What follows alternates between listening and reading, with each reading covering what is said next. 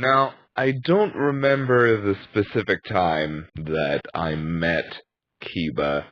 All I remember is that I knew Jackson, and Jackson had met him at some kind of GameStop something or other. And then the next time I saw Jackson, he had this fabulous black man on his arm. Well, not quite on his arm, but you get the point. Now, the thing I love most about Kiba, I think, has got to be he's so passionate and emotional about what he does. Now, most of the time, emotional is seen as like an insulting kind of thing, but I don't see it that way.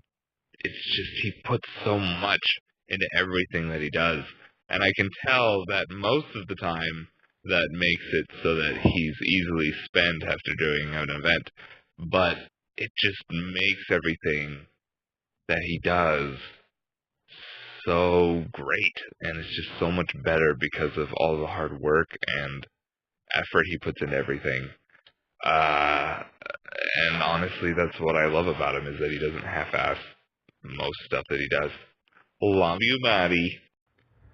When I first met Kiba, I was pretty anxious because this is going to be the first time I met him, and I only was going to meet him because he was a mutual friend of Jackson, and they both met at a Saints Row game release.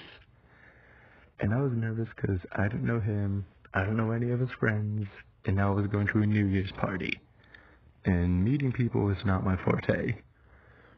But after we started to get acquainted and everything, I realized that he's just a really chill guy, easy to talk to. And now he's still that same way. And now I know that he's a really determined guy. And when he wants to do something, he's going to put his heart to it, and he's going to follow through. So I met you, Kiba, at one of your plays down in Carson, and that play was Hairspray. Jackson at that time told me a lot about you, and I was excited to meet you. You quickly became one of my best friends. I like you because you're out there and you're always caring. You really think about your friends more than you do yourself, which reminds me a lot of how I am. And that's really important to me because not a lot of people in my life care that much about me. You're always willing to put us forward in order to like make us happy, which is really grateful. Even though you should as well be happy. I miss you lots, man. Making me really sad that you live in Texas now and I can't see you all the time. But I do plan on seeing you when I can get the money to go down to Texas, because I do really want to hang out and have you show me around and all that good stuff. Alright, man. I love you. Have a good birthday.